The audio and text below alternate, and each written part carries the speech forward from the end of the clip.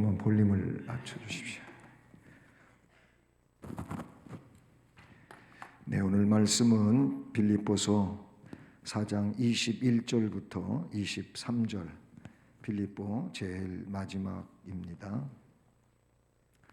빌립보서 4장 21절부터 23절입니다.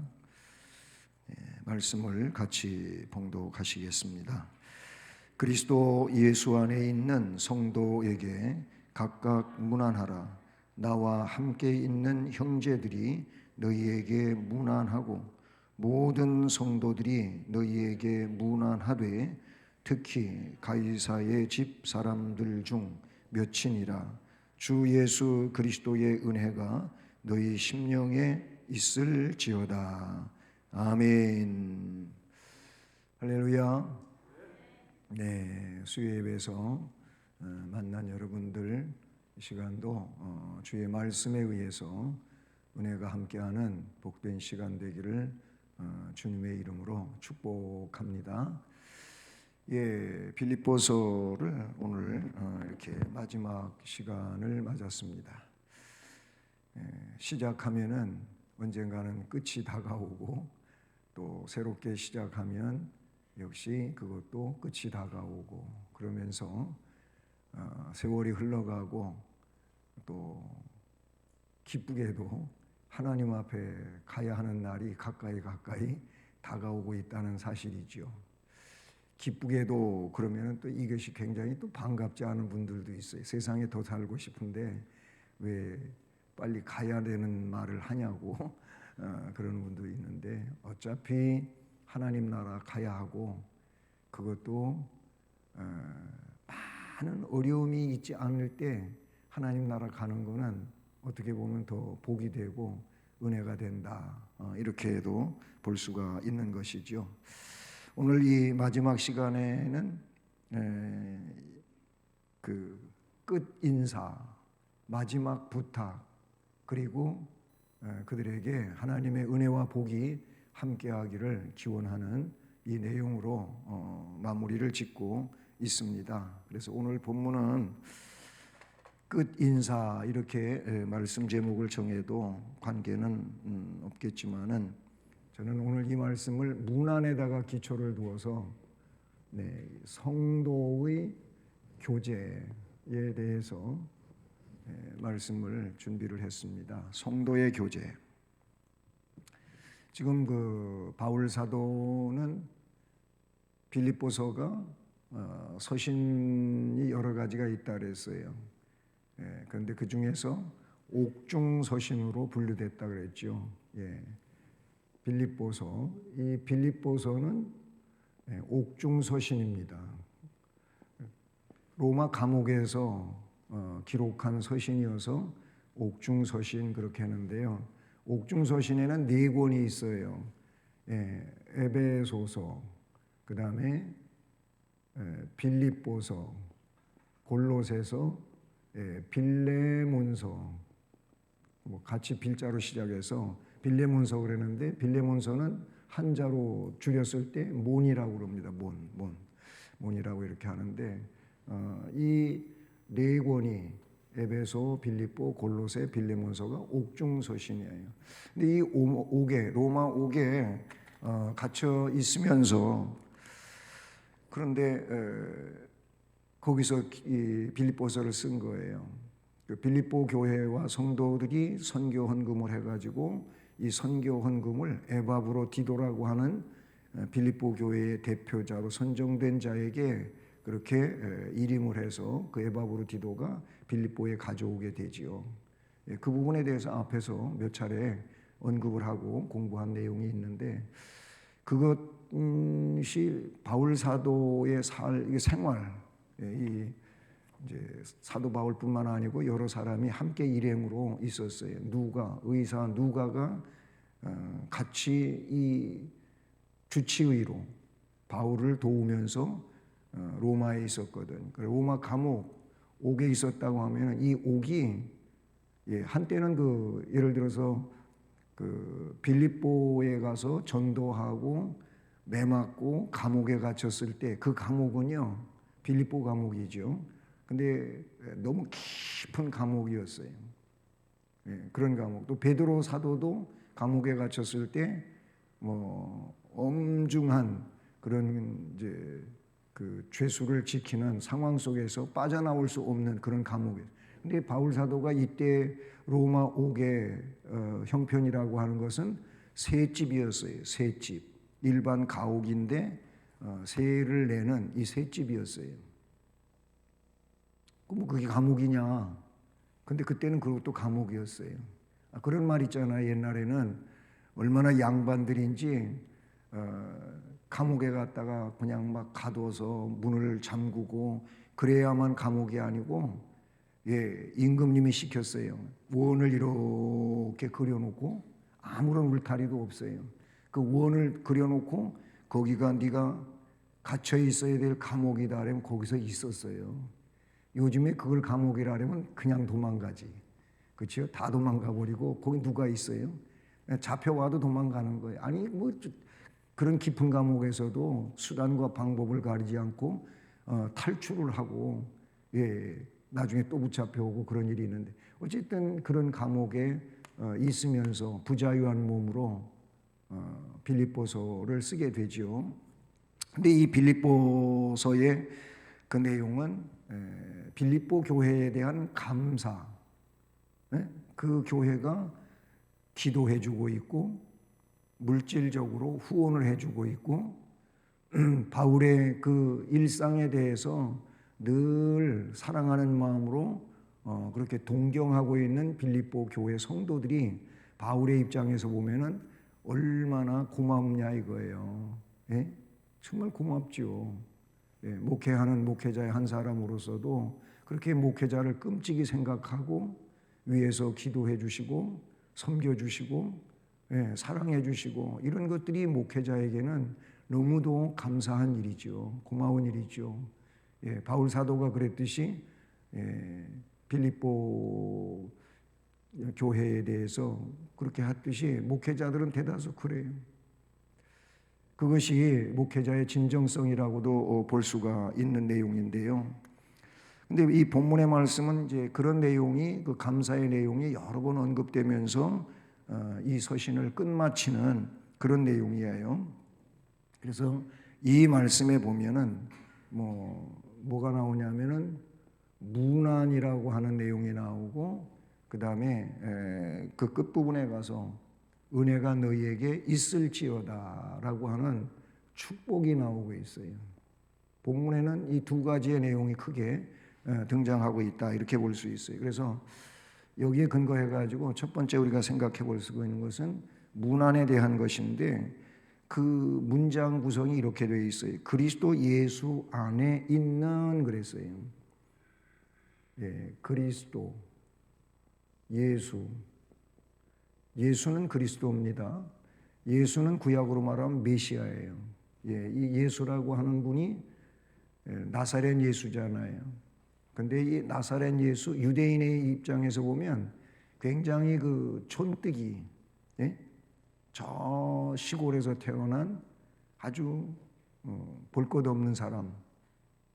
그런데 우리 기독교에서는 그냥 예수가 아니고 나사렛 예수를 메시아로 그리스도로 언급하는 이 아주 중요한 고백이 있어요. 세상 사람들은 이 예수를 별 볼 일 없는 그런 존재로 볼지 모르지만 예수는 그리스도다. 예수는 메시아다. 라는 그런 의미인데요. 그리스도 예수 안에 있는 성도. 이게 첫 번째 그 문안 인사에 나오는 그런 말씀이에요. 그래서 바울이 보면 그리스도 예수 안에 있는 성도에게 각각 문안하라 그랬어요. 그냥 성도가 아니고 그리스도 예수 안에 있는 성도. 그리스도 예수 안에 있는 저 빌립보 교회 교인들에게 문안하라. 또 빌립보 교회 그 성도들에게는 빌립보 교회 성도된 너희들은 우리에게 문안하라. 그뿐만 아니고 또 더 넓혀가지고 다른 지역에 세워진 교회와 성도들에게 문안하라. 그들은 다 누구냐면 진정한 의미에서 볼 때 그리스도 예수 안에 있다는 겁니다. 우리가 교회를 이루고 있지만 진정한 교회의 그 회원들은 뭐 일반적으로 보면은 세례 교인이 교회의 정회원이라고 그렇게 말하잖아요. 세례를 받아야 진정한 교회의 회원이 되는 거예요. 그러니까 세례를 받지 않은 자는 아직 교회 회원으로 인정하지를 않습니다. 공동의회는 세례 교인들로 구성되는데 교회 전체적인 회의원들은 세례 교인이라는 거예요. 물론 거기에는 흠이 없어야 돼요. 교회로부터 책벌을 받았다든지 하면 그 사람은 회원의 자격이 일시 동안 정지되거나 아니면 좀 기한은 정하지 않을지라도 무기한적으로 그 회원권이 정지되었거나 그보다 심하면 그는 교회에서 제명되어지고 출교당하는 이런 일이 정치적으로 권징조례에 나타나고 있는 내용이죠. 중요한 것은 그리스도 예수 안에 있다고 하는 거예요. 이 내용을 이 말씀에서 나타내주고 있죠. 우리는 이 말씀 속에서 즉 21절 이 말씀 속에 뭐라고 되어 있어요? 이 그리스도 예수 안에 있다고 하는 이 말씀. 다시 말하면 빌립보 성도들이 성도 간에 친밀한 교제를 나눠야 되는 거예요. 그리스도 예수 안에 있다고 하는 것이 진정한 성도들인데 이 성도들은 서로가 어떻게 해요? 친밀한 관계가 있어야 된다. 근데 이제 어느 때부터인가 뭐 세상도 그렇지만 교회도 보면은 이런 친밀성이 좀 단절돼 있다는 거예요. 그게 오늘날의 현실이에요. 그게 세상에서부터 온 것인데 교회도 그 영향 아래 들어간 거예요. 우리 한국 교회를 놓고 볼 때에도 좀 더 이렇게 시대를 거슬러 올라가 보면은 뭐 자기 자신을 개방하고 자기 집을 개방하는데 아무런 스스럼이 없었어요. 근데 지금은 자기 자신도 오픈 안 해요. 그리고 자기 집에 누가 오는 거는 절대로 더 아주 부담스럽고 싫어요. 이게 지금의 현실이에요. 그러니 뭐 교제가 제대로 이루어지겠어요? 네. 교제가 이루어지는 것 같지만은 아니에요. 차단된 것들이 너무나도 많아요. 차단된 것들이 너무 많다 그런 얘기죠. 어쨌든 교제는 세상 사람들과의 교제와는 구분이 되는 그런 상황인데 바로 그리스도 예수님 때문에 우리는 다 누가 됐냐면은 형제가 되고 자매가 됐다는 겁니다.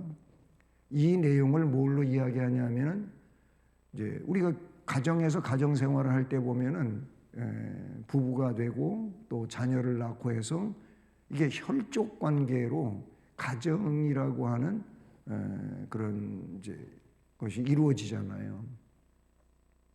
그래서 예수 그리스도 안에서 성도가 된 자들은 형제고 자매라고 할 때 이걸 우리는 어떻게 표현하냐면은 또 하나의 또 하나의 가족이라는 개념을 가져요. 이게 교회예요. 또 하나의 가족. 이게 교회다 그런 얘기. 그러니까 교회는 그래서 오늘날에 와서 뭐 그냥 어마어마한 대형 교회가 생기고 그랬잖아요. 근데 많은 사람들이 대형 교회를 좋아해요. 또 목회자 자신도 자꾸 그런 대형 교회를 이루려고 하는데 우리 주님의 뜻은 그런 게 아니에요. 여러분 이게 뭐 제 이야기가 아니고 선교학적 측면에서도 그렇고 교회론적 측면에서도 그런 거예요. 그래서 저희들이 그 신학 공부하고 막 이제 목회 현장에 들어가서 개척하고 할 때 그때 당시에는 이런 그 뭐라 그럴까요? 어떤 기준이 있었어요. 그 기준이 뭐냐면 목회자, 그 이제 선교학적인 개념에서 온 얘기인데 목회자 한 사람이 양을 돌볼 수 있는 아주 적당한 것이 300명에서 500명이라는 거예요. 조금 더 역량 있는 사람이 500명이고 그 300명 정도가 가장 알맞게 관리할 수 있는 영혼을 양들을 관리할 수 있는 그런 이제 힘이 있다는 거예요. 그 이상을 가면은 전혀 이게 감당이 안 되는 거죠. 물론 그렇게 해서 부교육자들을 여러 명을 두고 그 부교육자들에게 어떤 교구를 맡기고 하죠. 담임 목사가 그것까지 할 수 없으니까. 그래서 그 부교육자가 그 교구에 대해서 또 담임 목사의 기능을 가지고 일을 하겠죠. 그러나 제가 얘기하는 거는 그 교회의 원톱이라고 하는 담임 목사 체제에서 볼 때는 누가 누군지도 모르는 거죠. 누가 누군지도 모르는 거예요. 뭐 우스갯소리로 사석에서 그런 얘기도 했는데 강남 어떤 대형 교회에서 주차장에서 차 대는 문제 때문에 그냥 시비가 붙어갖고 싸움박질을 했는데 나중에 알고 보니까 부목사 한 사람하고 교회 안수집사하고 싸웠다는 거예요. 모르는 거예요. 아니 그 주차장에 오면 물론 교인일 텐데 교인끼리 싸웠어요. 기분 나쁘다고. 그런데 목회자하고 안수집사하고 싸웠다는 거 아니겠어요? 모르니까 그렇다는 거예요. 직분도 모르고 이 사람이 누군지도 잘 모르고 그러니까 그랬다는 거예요. 좀 얘기가 다른 방면으로 갔습니다마는 교회는 주님이 원하시는 것은 이 또 하나의 가족이 되는 영적 공동체로서의 가족이 되기를 원하시는 것이 주님이에요. 그래야 이게 그 원톱 체제에서 담임 목사 영향 아래 모든 양들에게 그 영적 영향력이 미쳐진다는 겁니다. 중요한 거는 우리는 다시 타이틀로 가볼 때 그리스도 예수 안에 있는 성도가 되어야 한다는 겁니다.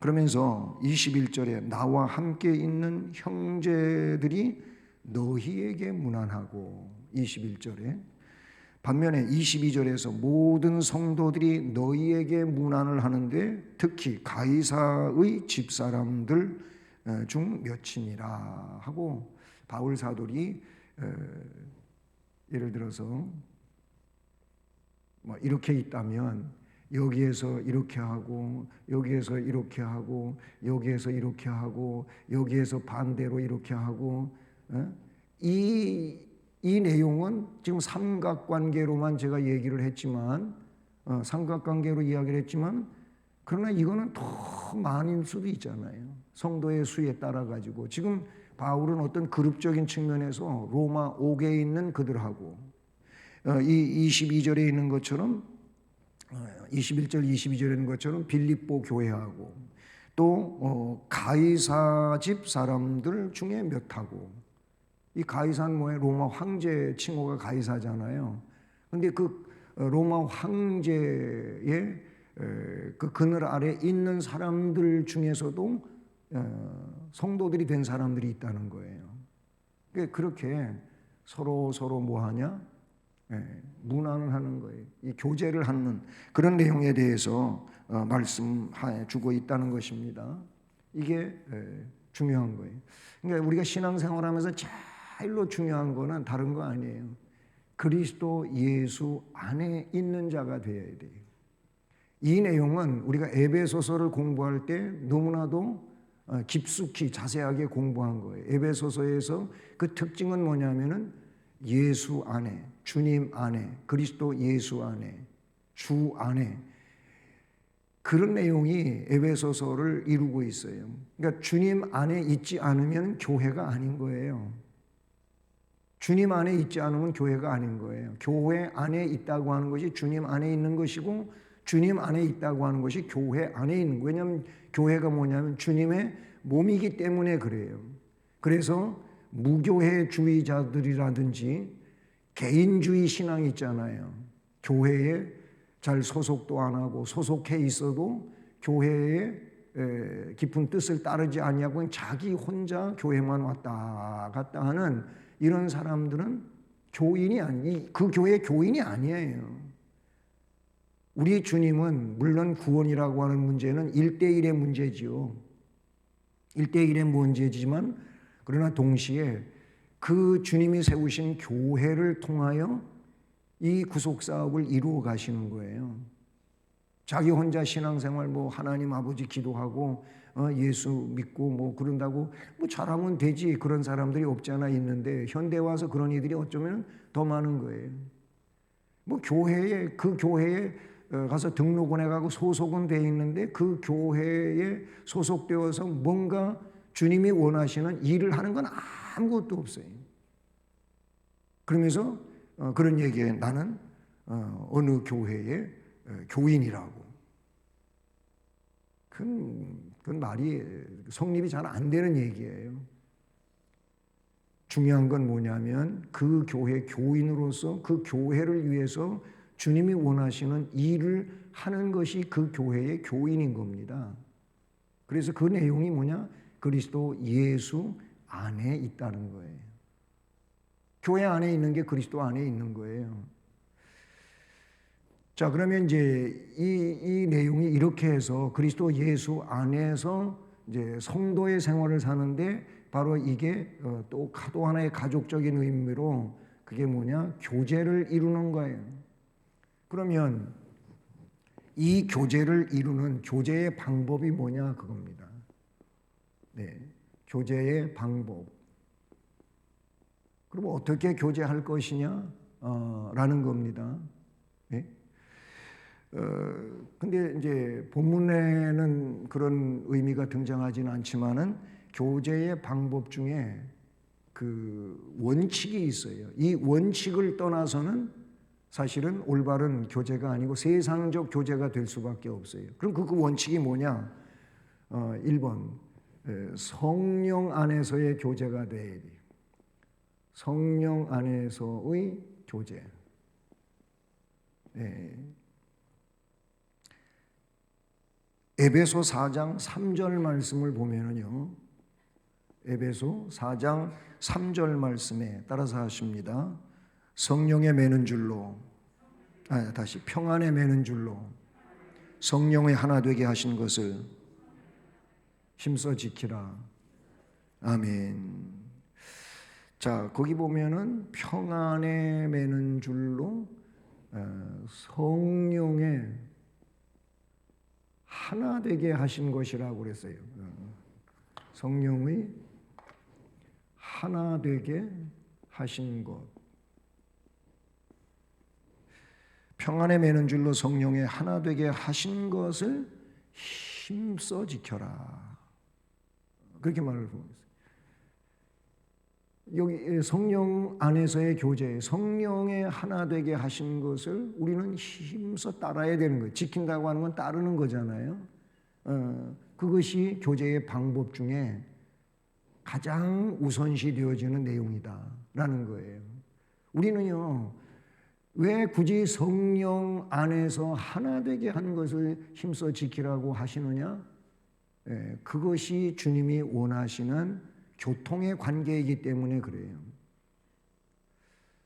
우리가 그 사도신경을 쭉 이렇게 암송해 가다가 보면은 첫째는 성부 아버지에 대한 고백이 있고 그 다음에 성자 예수 그리스도에 대한 고백이 나와요. 그래서 예수 그리스도에 대한 고백은 한 6가지 정도로 나와요. 그렇잖아요. 그 외아들 우리 주 예수 그리스도를 믿사오니 하면서 이는 성령으로 잉태. 그러니까 예수 그리스도가 어떤 분이냐고 하는 것에 대해서 고백할 때 성령으로 잉태됐어요. 동정녀 마리아에게 나셨어요. 그걸 믿는 거 아니겠어요? 본디오 빌라도에게 고난을 받았어요. 그렇죠? 그리고 우리의 죄 문제를 해결하기 위해 십자가에 못 박혀 돌아가셨어요. 그리고 장사되는 바 됐다가 사흘 만에 살아나셨어요. 그리고 이 땅 위에서 부활을 증명하시다가 승천하셨어요. 그걸 했잖아요. 예. 그리고 그 위에서 계시다가 이제 때가 되면 저리로서 산자와 죽은 자를 심판하러 오시리라. 이게 예수 그리스도, 아들 예수 그리스도에 대한 고백들이에요. 그 두 번째가 아들에 대한 거고, 세 번째가 그 다음에 이어지는 게 뭐예요? 성령을 믿사오며, 그렇게 나오죠. 거기 성령을 믿사오며 다음에가 뭐예요? 성도가 거룩한 공회와 성도가 서로 교통하는 것과, 그게 나와요. 그래서 이 새로 번역된 사도신경에는 성령 안에서 서로 교통하는 것과가 아니고 교제하는 것과로 번역이 됐어요. 예. 그렇게 됐는데, 그 신앙 고백에도 담겨져 있지만은 우리는 성령 안에서, 성령의 지금 역사에 대한 거잖아요. 거룩한 공회. 공회는 이 교회를 말하는 거예요. 그리고 성도가 서로 교제하는 것과, 즉 교통하는 것과, 이 말이 나온다는 말. 성령 안에서의 교제가 교회의 관계들입니다. 교인들의 관계예요.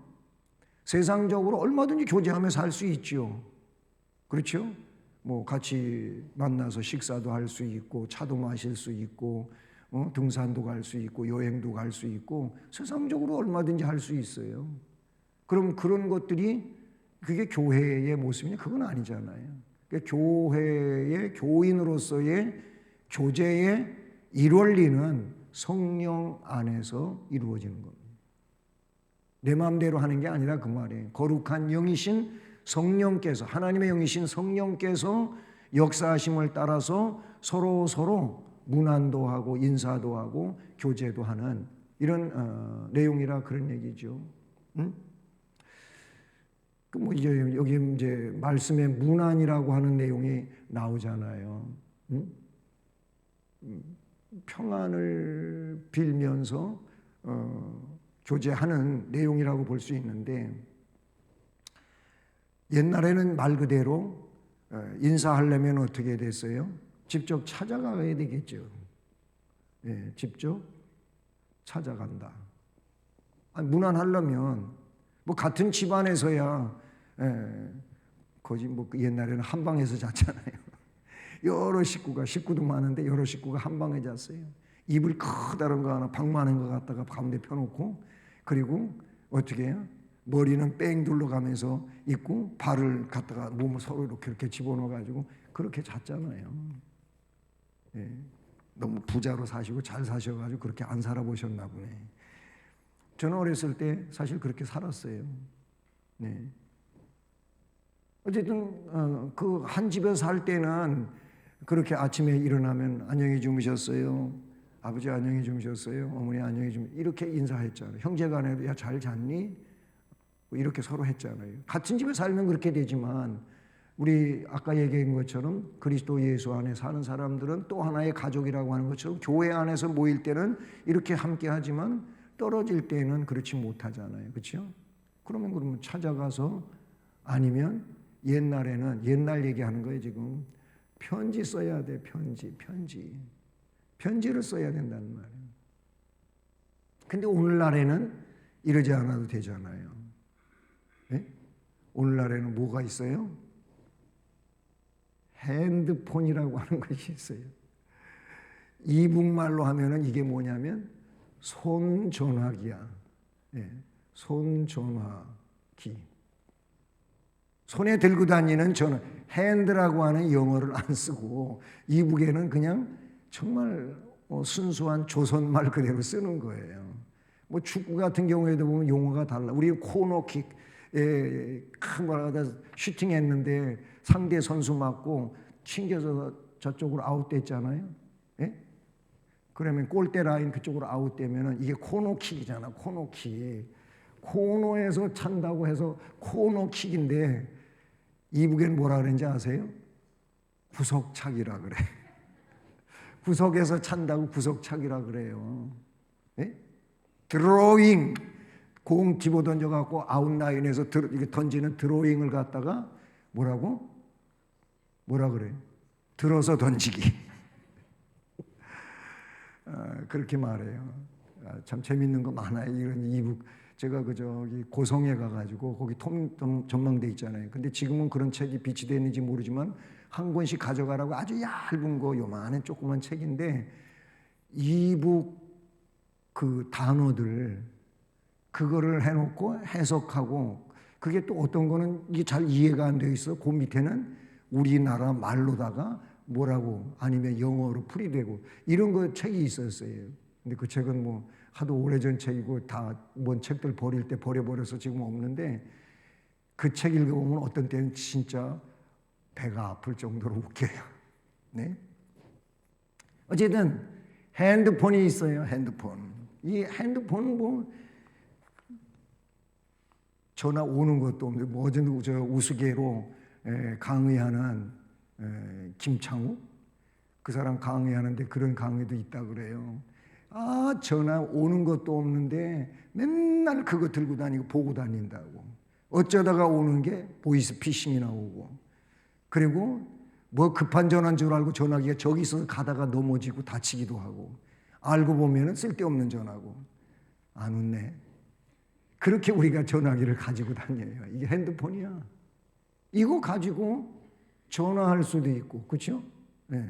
전화할 수도 있고, 문자 보낼 수도 있고. 네. 문자 하는 건 다 그래도 일반 문자는 웬만하면 다 아시잖아요. 모르시면 자꾸 젊은이한테 배우셔야 돼요. 배우셔야 돼. 예.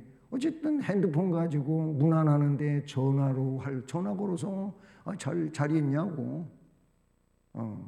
내가 성경 읽다가 이런 은혜를 받았는데 이거 진짜 너무 내 마음에 위안이 되고 평안이 되고 기쁨이 된다고. 한번 거기 좀 읽어보시라고. 이런 거 하는 거예요. 안 그러면 문자를 줘요. 지난번에 별일 없었냐고. 우리가 할 수 있는 일이에요. 예? 근데 안들 하잖아요. 예, 잘 안 하잖아요. 아까 저기서 뭐 가정 오픈하는 얘기 그런 거 했는데 지금 안 하잖아요. 구역예배 옛날에는 그게 얼마나 좋은 일이었는지 몰라요. 그런데 안 해. 그렇게 못 해. 구역예배 벌써 시작한 지가 오래됐는데 아직도 구역예배 안 드리는 구역들이 있잖아요. 너무 안타까운 거예요. 해도 아무 문제 없는데 왜들 못 하시는지 모르겠어요. 그만큼 단절이 돼 있는 거예요. 단절이 돼 있어요. 무난해야 돼요. 성령 안에서 교제가 이게 굉장히 중요하다.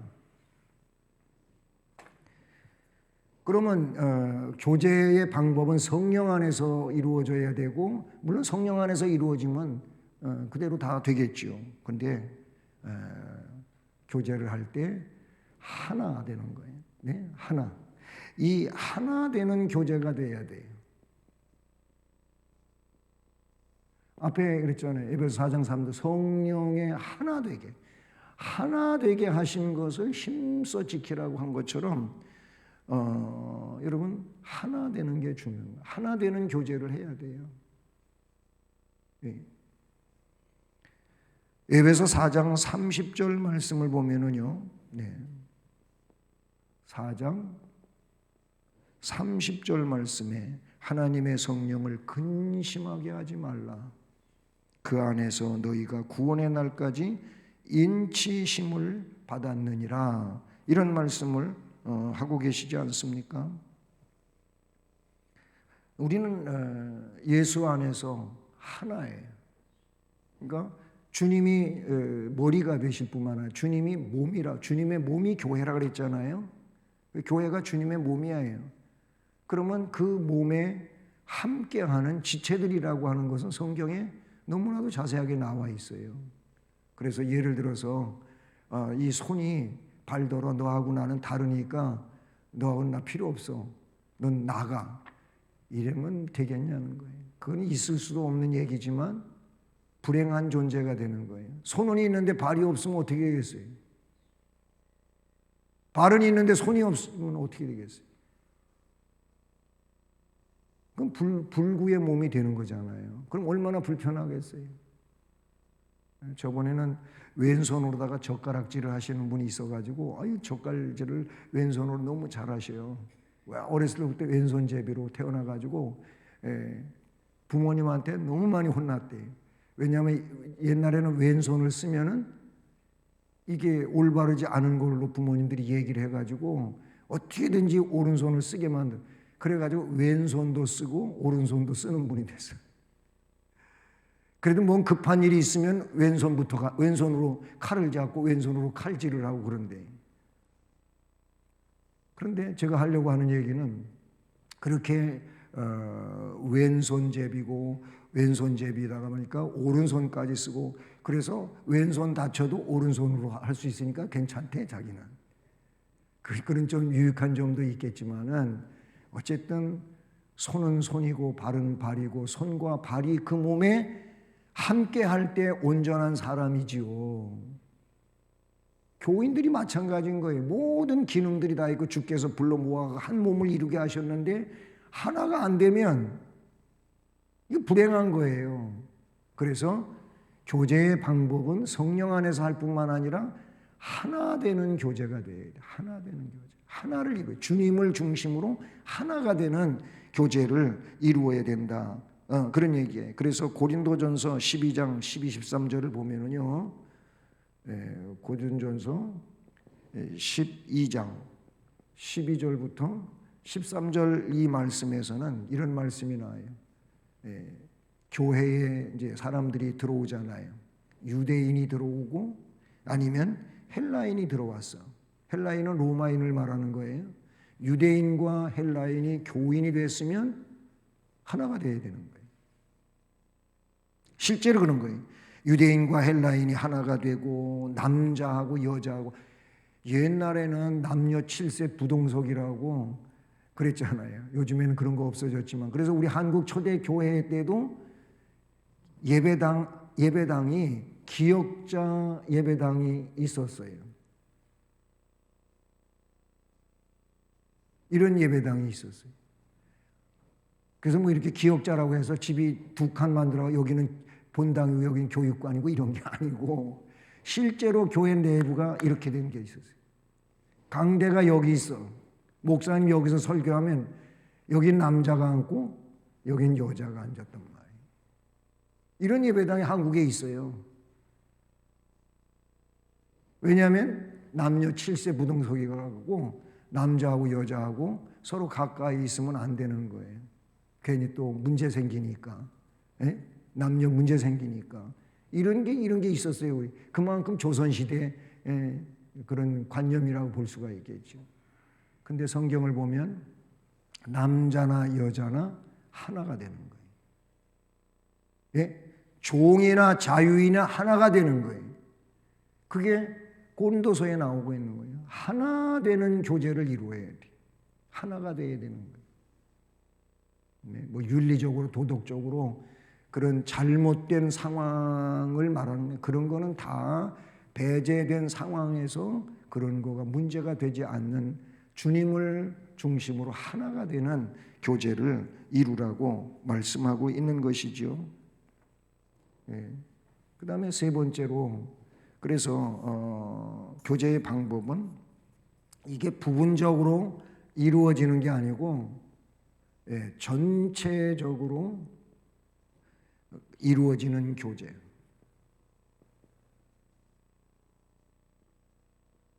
전체적으로.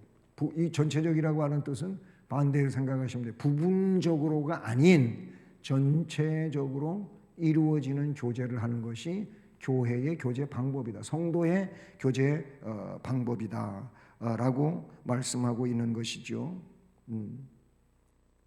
그래요. 왜 그러냐면 이 내용은 주님이 그렇게 원하고 계시기 때문이라는 거예요. 물질적인 것도 정신적인 것도 고난도 행복도 삶과 죽음도 다 함께 하는 것을 말하는 거예요. 그래서 다른 성도가 잘못을 했다면은 그냥 떼버리려고 할 것이 아니고 피차 권면하여 덕을 세우도록 일으켜 세워주는 거예요. 뭐 그런 얘기 있잖아요. 교회가 너무 전통적이고 법적이고 막 이래서 이제 조금만 뭐가 문제가 있으면 치리를 하고, 그리고 조금 더 심각하면은 아예 그냥 인정을 안 해버리고 떼어놓는 상황처럼 된 거예요. 그러다 보니까 이 사람은 이래서 안 되고 저 사람은 저래서 안 되고 요 사람은 요래서 안 되고 다 뭔가 있다는 거예요. 그렇잖아요. 이 사람은 이래서 저 사람은 저래서 요 사람은 요래서 다 문제가 있다 그 말이에요. 그렇게 해가지고 다 제쳐두면 나중에 보니까 사람이 없는 거예요. 왜냐하면 사람들은 모두가 다 단점들을 가지고 있어요. 동시에 장점도 가지고 있단 말이죠. 그러니까 어떤 분이 좀 부족한 점이 있으면 그건 뭔 틀렸어 안 돼 하고 이럴 것이 아니고 권면을 해야 되는 거예요. 권면을 해서 깨우치고 세워야 되는 거예요. 문제는 요즘에 권면을 잘 안 듣는다고 하는데 문제가 있죠. 굉장히 고집스러워가지고 그리고 자기 잘난 맛에 살고 있는 것이 요즘 세상이거든요. 제 잘난 맛에 살아요. 그러니까 말을 잘 안 듣는 거죠. 사랑과 선행을 격려해 줘야 되고 즐거워하는 자들로 함께 즐거워하고 우는 자들로 함께 울 수 있고 이런 게 뭐예요? 전체적인 거라 그래요. 전체적인 거. 나는 그런 거 싫어. 그래서 함께 하지 않으려고 하고 내가 좋아하는 거는 이거야. 그러면서 거기만 고집스럽게 하고 그러다 보면 서로 유유상종이 안 되는 이런 상황이 된다 그런 얘기예요. 네. 그래서 교제의 방법은 성령 안에서 교제되어야 되고 하나 되는 교제를 이루어야 되고 전체적으로 이루는 교제가 되어야 된다. 그러니까 너무 이 전체적인 내용을 생각하시면서 부분적으로 끼리끼리 이런 거 안 되는 거예요. 교회는. 마지막으로 오늘 말씀 제일 마지막에서 거기 축복기도가 나와요. 축복기도. 주 예수 그리스도의 은혜가 너희 심령에 있을지어다. 예, 주 예수 그리스도 은혜. 예, 주 예수 그리스도의 은혜가 거기 보면은 너희 심령 있을지어다. 이렇게 말하죠. 너희 심령, 우리가 이거 굉장히 중요한 거예요. 예수 그리스도의 은혜가 뭡니까? 예, 이 은혜는 십자가 은혜예요. 십자가를 생각하는 거예요. 십자가가 뭐예요? 예수 그리스도의 구속 제물로서의 그 표시죠. 표시. 십자가. 결국 뭐냐면 피공로를 말하는 거예요. 예, 그 거룩한 보혈을 흘려주신 거.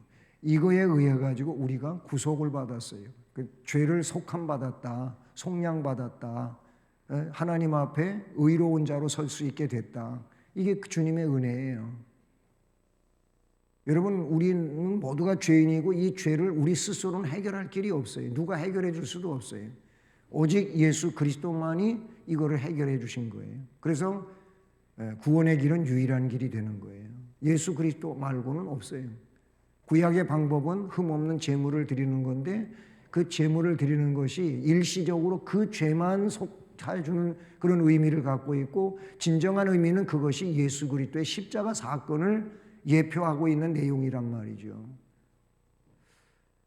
그리스도의 은혜가 너희 심령에 있을지어다. 이렇게 말씀하고 있잖아요. 이 심령, 여기서 심령이라고 하는 이 내용은 푸뉴마 그렇게 썼어요. 예, 푸뉴마. 이 푸뉴마는요 의미는 여러 가지가 있어요. 바람, 호흡 또는 생령. 창세기에 인간을 빚으시고 코에다 생기 불어넣을 때 그 생기를 불어넣었다고 한 것이 이것이 푸뉴마예요. 그것만이 아니고 또는 성령 그거 다 푸뉴마의 내용인데 본문에서 심령은 뭐냐면 너희 영이야 영. 너희의 영혼, 그 말이에요. 그러니까 주 예수 그리스도의 은혜가 너희 영혼에 있을지어다, 이렇게 한 거예요. 영혼이 뭐예요? 영혼은 우리의 중추예요. 중추. 내가 지금 살아있는 것은 영혼이 있기 때문에 살아있는 거예요. 이 영혼이 이 몸에서 빠져나가는 날, 고린도후서 5장 1절에 있는 것처럼 그 장막집이 무너지는 거예요. 육체의 삶이, 육체가 다시 살아날 수 없는 것은 영혼이 떠났기 때문에 그러는 거예요. 영혼이 떠나버리면 그 당시부터 이 육체는 어떻게 급격하게 부패되는 거예요. 예? 그래서 흙으로 돌아가는 작업을 하는 거죠. 그 영혼이 바로 인격의 중추예요. 중추. 이 영혼이 곧 영원한 나예요. 육체가 영원한 내가 아니에요. 영혼이 영원한 나거든요. 그러니까 그런 심령, 즉 영혼에 주 예수 그리스도의 은혜가 있어야 되는 거예요. 예수를 믿으면서도 우리가 착각하고 있는 게 이 영혼이 잘 돼야 되는데 자꾸 영혼보다는 이 육체, 삶의 모든 내용들이 잘 되기를 원하고 있는 이런 분들이 있어요. 이게 이제 기복사상의 그 시초라고도 볼 수가 있고, 그것이 주요 요인이 아니에요. 근데 자꾸 사람들이 육체가 원하는 쪽으로나 물질을 그렇게 원하고 있는 것이죠. 근데 여러분, 살아와 보셨잖아요. 지금 이런 연세가 되셨잖아요. 지금도 물론 물질은 중요하지만 그 물질이 내 영혼을 충족시키는 게 아니에요. 그래서 주 예수 그리스도의 은혜는 영혼에 있어야 되는 거예요. 그래야 영원한 생명이 되는 거예요. 이 은혜가 영혼 속에 있어야 영원한 생명이 되는 거죠. 그래서 바울 사도는 축복 기도를 할 때 성부, 성자, 성령 삼위 하나님의 은혜가 너희들에게 있을지어다, 주로 그렇게 언급을 하고 있는 거예요. 아무리 육체적으로 화려하고 호화롭고 대단하다 할지라도 그거는 다 끝나는 순간이 있어요. 그러나 영혼은 영원한 거예요. 말 그대로 영혼인데 두 갈래로 갈라진다 그랬잖아요. 천국과 지옥으로 갈려질 수밖에 없어요. 주 예수 그리스도의 은혜가 영혼 속에 있는 사람들은 영생의 사람들이 되는 거예요. 그래서 이거를 바울 사도가 기원하고 있다, 이렇게 볼 수가 있는 것이죠. 자, 이렇게 해서 강의를 마지막으로 빌립보서를 마치게 되는데요. 여러분, 그리스도 예수 안에 있는 성도가 됩시다. 예수님 안에 있어야 돼요. 그리고 교제를 우리가 이루는데 여러 가지가 있지만 그 중에서도 성령 안에서 하나 되는 교제를 합시다. 성령의 역사 안에서 성도의 교제를 이루어 가야 되는 거예요.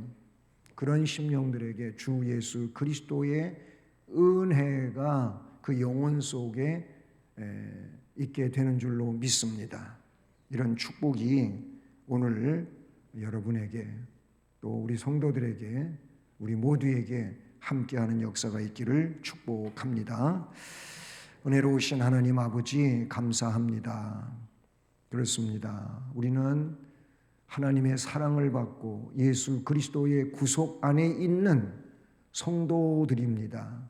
그러므로 오늘 말씀과 같이 우리는 그리스도 예수 안에 있는 성도로서 성령 안에서 하나 되게 하라 하신 것을 힘써 지키며 또 그 은혜가 함께하는 복된 심령들이 되게 하시옵소서.